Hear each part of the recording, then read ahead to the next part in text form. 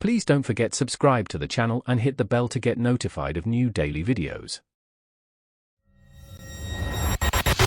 I've been a senior software developer for a small game studio for over 7 years.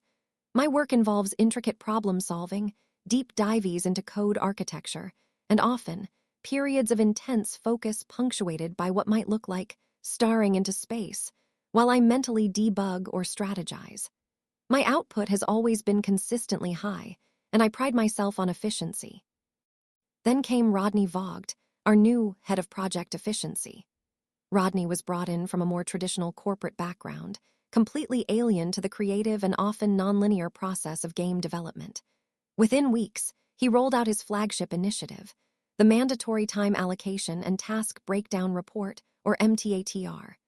This wasn't just a simple timesheet. It required us to log every single activity, broken down into 15-minute blocks. His email to the team explicitly stated, and I quote, "No activity is too small to record. Full transparency and accountability are paramount to optimizing our workflow." I remember him making pointed eye contact with me during the announcement, clearly having noticed my idle moments. I tried explaining that some of my most productive moments were spent away from the keyboard, contemplating solutions, but Rodney was resolute. He even pulled me aside, referencing specific times he'd seen me, not actively typing. It felt like a direct insult to my professionalism and my years of stellar performance. So I decided to take his instruction to its absolute, literal extreme. I repurposed a small internal script I had for personal project tracking.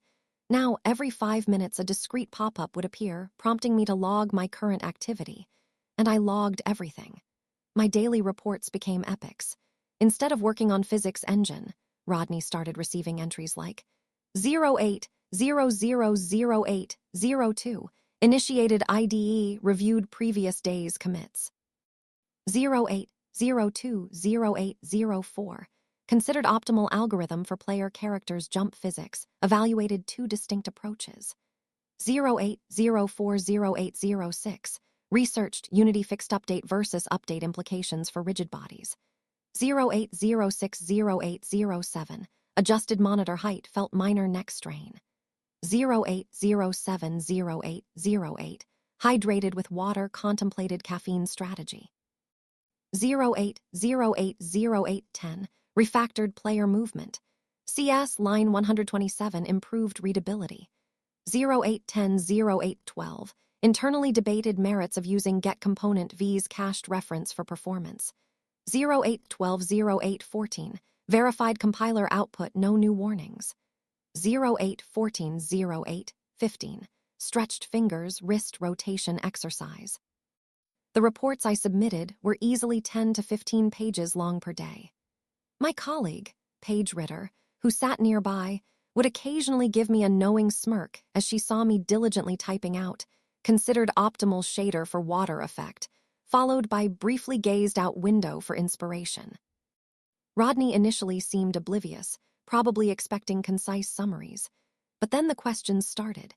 First, a polite email asking if my reports were perhaps a little more granular than necessary. I replied, quoting his own instruction about no activity too small for full transparency. Then came a more frustrated request for me to condense my entries. I pushed back, gently reminding him that he had emphasized every single activity for accountability.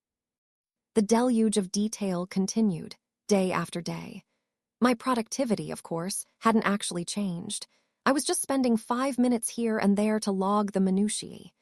The real burden was on Rodney, who was now drowning in my meticulously compliant data. After about 3 weeks, Rodney called an impromptu team meeting. He looked tired. He announced with a strained smile that while the MTATR system had provided valuable insights, the level of detail was proving counterproductive to analysis. He then announced a streamlined version, a single, brief summary of the day's major tasks, submitted weekly. He even exempted the senior developers, citing our proven track record and self-managed workflows. I simply nodded, maintaining a perfectly neutral expression, but internally, a quiet sense of victory hum. Sometimes, the best way to expose a flawed system is to show it what happens when you follow its rules perfectly. Be careful what you ask for, especially when you're asking a programmer to comply. If you enjoyed this video, please hit the thumbs up button to like it. And please do subscribe to support the channel.